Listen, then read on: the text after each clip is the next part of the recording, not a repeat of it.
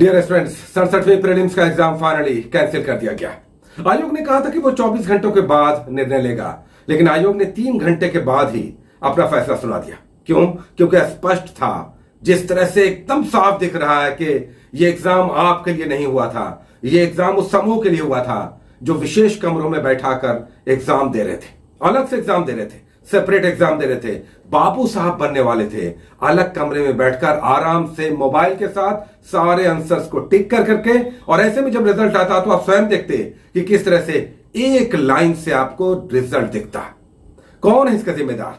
सरकार ने तो कह दिया कि वो इस पर जांच बिठाएगा और अपने निर्णय लेगा, इस पर कड़ी कार्रवाई करेगा। हर बार यही होता है। छात्रों को क्या मिलता है? अगली तारीख, अगला डेट, और आप तैयार हो जाएं, ये एग्जाम महीने से 1.5 महीने में आयोजित होगा, फिर से महीने से 1.5 महीने में फिर से आयोजित होगा। लेकिन इस महीने 1.5 महीने के लिए फिर से आप बुक हो गए। आपको लगातार महीनों घंटों तैयारी करना है फिर से, जबकि आप सोच रहे थे कि पिछले महीनों आपने तैयारी किया।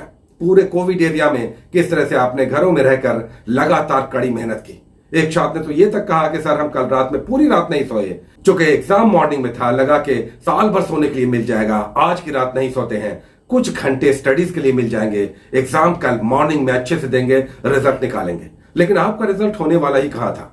आपका रिजल्ट होने वाला नहीं था। रिजल्ट उनका होता जो आप वीडियोस में देख रहे हैं कि विशेष कमरों में बैठकर मोबाइल लेकर आराम से आंसर कर रहे हैं। विशेष एग्जाम, इस परीक्षा का नाम होना चाहिए बीपीएससी 67वीं प्रीलिम्स विशेष एग्जाम, और आरा के सेंटर का नाम होना चाहिए। एडमिट कार्ड उसी तरह के इशू होने चाहिए कि उस सेंटर के स्टूडेंट्स के लिए ही एग्जाम आयोजित होगा। बाकी लोग जो भी जा रहे हैं वे पर्यटन पे निकले हैं, वे घूम फिर कर घर आ जाएं, उनके लिए एग्जाम नहीं हो रहा है। चूंकि आपको आदत लग गई है दूर दराज से, कोई दिल्ली से, कोई मुंबई से, कोई आसाम से, कोई गुवाहाटी से दौड़कर आकर परेशानियों में पड़कर गर्मी में दिन रात कहीं स्टेशनों पर वेट करके अपनी गाड़ी का, अपनी बसों का, और तब सेंटर पर घंटों पहले पहुंचकर धूप में या फिर किसी पेड़ के नीचे बैठकर गर्मी सहकर एग्जाम देने का। आयोग भी समझ गया है, एग्जाम जब भी होगा रिजल्ट आपका नहीं होगा, रिजल्ट उस विशेष कमरे में बैठे उस विशेष छात्र छात्राओं का होगा जिन्होंने लाखों रुपए, करोड़ों रुपए खर्च किए हैं। इसलिए कि पूरा का पूरा सेंटर मैनेज हुआ है, इसमें किसी भी तरह के इफ्स एंड बट्स की कोई गुंजाइश नहीं है। सरकार को कड़ी कार्रवाई करनी चाहिए, सामने आना चाहिए और यह स्पष्ट तौर पर कहना चाहिए कि वो सेंटर ब्लैकलिस्ट होगा और वहां की सारी व्यवस्था को पुलिस के निगरानी के अंतर लाकर और उन्हें जेलों में भेजा जाएगा। लेकिन हम सभी इसी तरह से मेढकों की तरह टर टर टर टर रहते रहेंगे, कोई नहीं सुनेगा। आज आपको जितना गुस्सा आ रहा होगा, यह हम सभी ने वर्षों पहले झेला है और एक्सप्रेस किया है। लगता था कि पता नहीं कल हम लोग देख पाएंगे कि नहीं, और इसी तरह से होता था। दूर दराज से एग्जाम देकर आ रहे हैं और ट्रेनों में पता चलता था कि एग्जाम कैंसिल हो गया। आज जिस तरह से छात्र पटना जंक्शन के स्टेशनों पर, बस अड्डों पर भीड़ में जमे हुए थे और किसी तरह से दब कर कुचल कर ट्रेनों में, बसों पर बैठेंगे, घरों को पहुंचेंगे, क्या उनकी स्थिति होगी? लेकिन उनके साथ पूरे रास्ते भर एक तकलीफ, टीस, दुख जाएगा कि एग्जाम हमने अच्छा देने के लिए सेंटर पे घंटों पहले आकर बैठकर एग्जाम दिया था, लेकिन हमारी नियति यह है कि हम घर वापस जा रहे हैं, अपने माँ पिताजी को कहेंगे कि हमें माफ कर दीजिए, हमने तो प्रयास किया था लेकिन व्यवस्था हमारे साथ नहीं है। व्यवस्था एक विशेष समूह के साथ सदैव चलती है और वो शायद चलती रहेगी। हमें इसी तरह से धक्के खाना है, फिर से एक बार एग्जाम देना है और पता नहीं अगला एग्जाम में भी क्या कुछ होगा। तो हम क्या अपने घर वालों को सुनाएं? और इस तरह से जो युवा आज का पहले से ही बहुत गुस्सा में है, और इस तरह से अगर दबा और कुचला और इस तरह से व्यवस्था के द्वारा, प्रशासन के द्वारा, आयोगों के द्वारा, सरकारों के द्वारा उपेक्षित करता जाता रहेगा, तो वो किस तरह से अपने आप को अभिव्यक्त करेगा, इसकी कल्पना हम नहीं कर सकते। घंटों दिनों लगाकर जब हम सफर काटकर अपने सेंटर पे पहुंचते हैं, एग्जाम देते हैं पूरे तन मन धन से। हम लोग भी 2-3 दिनों से वीडियोस बना रहे थे, ऐसे करना है, वैसे करना है, पेन ले जाना है, ब्लैक ले जाना है, गोला भरना है, ऐसे अटेम्प्ट लेना है, मैथ ऐसे बनाना है। परिणाम ये निकलता है कि प्रयास तो हमने सबसे बेस्ट किया, पूरी रात जग गए, लेकिन उसका परिणाम ये आया कि एग्जाम के कुछ घंटों के बाद ही आयोग कहता है कि हमें क्षमा कर दीजिए, हम एग्जाम कैंसिल करने जा रहे हैं, क्योंकि एग्जाम विशेष लोगों के लिए दिया जा रहा था, आपके लिए नहीं। हमने भी बहुत मेहनत किया और बहुत दुख और तकलीफ है। आज दिन भर, कल रात में भी आधी रात हम जगे रहे। आने के बाद हमने क्वेश्चन भी नहीं देखा, कुछ घंटे सोए, चूंकि जगे हुए थे, थके हुए थे, लग रहा था कि रिव्यू करेंगे, आराम से बातें करेंगे छात्रों से। लेकिन नतीजा ये निकलता है कि जब सोकर उठे और देखते हैं, जानते हैं कि एग्जाम में ये सारे घपले हुए हैं। आपने हमारे शुरू के वीडियोस देखे होंगे। आज हम तो आपको सेंटर के रिपोर्ट दे रहे थे, एग्जाम के रिपोर्ट दे रहे थे, एग्जाम ऐसे हुआ, अच्छा हुआ, क्वेश्चन पेपर अच्छा था, लेकिन इसकी नियति इस तरह से, इसका रिजल्ट इस रूप में आएगा, यह हमने नहीं सोचा था। अब देखिए 1 से 1.5 महीना में ये एग्जाम फिर से आयोजित होगा।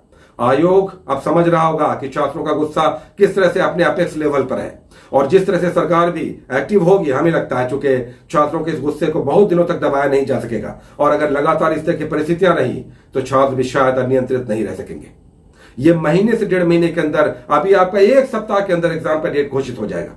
1 सप्ताह के अंदर आप लिख लीजिए, आपके एग्जाम महीने से 1.5 महीने के अंदर आयोजित होंगे। इसलिए आपको अपने अभी 24 घंटे में जाइए। हम जान रहे हैं कि आप में से बहुत सारे लोग सफर में हैं, दबे होकर, कुचल कर, गर्मियों को सहकर अपने घर पहुंचेंगे, थके हारे टूटे हुए रहेंगे, अपने घर वालों के पास आप शर्मिंदा होंगे। हालांकि आपको शर्मिंदा होने की कोई जरूरत नहीं है। आज 24 घंटे आप रिलैक्स कीजिए और फिर से अपने आप को शेपअप कीजिए। ये फिर से एग्जाम होगा, और जब भी होगा हमें अपना काम करते रहना है, इसलिए कि हमारे पास इसके अलावा कोई रास्ता नहीं है। हम बेरोजगार है, न इंडस्ट्री है, न उद्योग है, न सरकार हमारे लिए कोई नीतियां बनाती है। ये समिति, वो कमेटी, ये घोषणा, वो घोषणा, हमारे हाथ क्या मिलता है? बैंकों में इतना पहुंच जाएगा, आपके लिए ये योजनाएं हैं, कहां कुछ मिलता है किसी के पास? ये सब विशेष वर्ग के लिए है। ये सारे लाभार्थी वो हैं जो सरकार के साथ जुड़े रहते हैं या किसी विशेष माफिया के साथ, और तब वो लाभान्वित होते हैं। हम सब, आप जो सामान्य लोग हैं, इसी तरह से भाषण देते रहेंगे, आप सुनते रहेंगे। हम सभी अभिशप्त हैं इस व्यवस्था के लिए। 24 घंटे अपने आप को रिलैक्स कीजिए और फिर से प्लान कीजिए। आपने क्वेश्चन को देखा होगा, क्वेश्चन अब जो आएगा जीके टाइप का आएगा, चूंकि जब 1.5 साल के क्वेश्चन के बाद ये परिणाम है कि क्वेश्चन 1990 का आ रहा है, 1905 का आ रहा है, 15 में वित्त आयोग का आ रहा है, इधर का पूछा जा रहा है, उधर का पूछा जा रहा है। क्वेश्चन बनाने में लगता ही नहीं है कि सेटर मन लगाकर बैठकर ये सोचते हो कि पढ़े हुए छात्र को हम सेलेक्ट करेंगे। ऐसा लगता है जैसे ड्यूटी निभाना है, आड़े तिरछे क्वेश्चन देकर आपको। हालांकि क्वेश्चन इस बार का ठीक था, लेकिन फिर भी करंट अफेयर्स के क्वेश्चन, पॉलिटी के क्वेश्चन, ज्योग्राफी के क्वेश्चन अगर आप देखें, बहुत सारे क्वेश्चन ऐसे थे जो बेतुके लगे। 1990 में कोई व्यक्ति किस पद पे था, क्यों ये किस रूप में ये क्वेश्चन पूछा जा रहा है, ये सब समझ में नहीं आता। चलिए फिर भी हम मान लेते हैं कि चलिए इस तरह क्वेश्चन आएंगे, हम इसे बना पाए तो बना पाए, नहीं तो आगे बढ़ेंगे। अब जो आपका क्वेश्चन सेट होगा, क्वेश्चन का पैटर्न जीके टाइप का होगा, चूंकि समय ज्यादा नहीं है, सेटर्स बैठेंगे, पिक करेंगे, पेस्ट करेंगे। क्वेश्चन अब जो आपका आएगा बिल्कुल साधारण रहेगा। इसमें करंट अफेयर्स बहुत पुराना हो सकता है फिर से, तो ये सब रिवाइज कीजिए। और आपने देखा होगा परीक्षा मंथन का करंट अफेयर्स काफी आया है, जो हमने लक्ष्य सीरीज का चलाया था, उससे काफी प्रश्न आए हैं। साथ ही जो आप ज्योग्राफी, पॉलिटी ये सब देख रहे हैं, एक बार आपको जरूर लगा होगा कि किस तरह से अगर कुछ कमियां रह गई हैं तो आने वाले समय में हम इन कमियों को दूर करने का प्रयास करेंगे। तो अपने सबसे पहले अपने गुस्से को शांत कीजिए। हम जान रहे हैं कि आप बहुत ही कठिन परिस्थितियों से गुजर रहे हैं, आपके अंदर कुंठा का भाव होगा, आप पता नहीं आप किस तरह का फील कर रहे होंगे। 24 घंटे अपने आप को जरूर कूल कीजिए और नियंत्रित करके और फिर से अपना रूटीन बनाइए। इस महीने 1.5 महीने के अंदर जो एग्जाम होगा, अपना परफॉर्मेंस ऐसा दीजिए कि आपका रिजल्ट हो। साथ ही बहुत सारे स्टूडेंट्स बोल रहे थे कि हम IPR नहीं हुए थे, इस एग्जाम में क्या हमें चांस मिलेगा? तो कानून ऐसा नहीं है। अगर एग्जाम में आप IPR नहीं हुए हैं तो आपको अगले एग्जाम में चांस नहीं मिलता है। अब देखते हैं कि अगली बार आयोग क्या सोचता है, इस पर क्या निर्णय लेता है, ये बाद में पता चलेगा। Take care.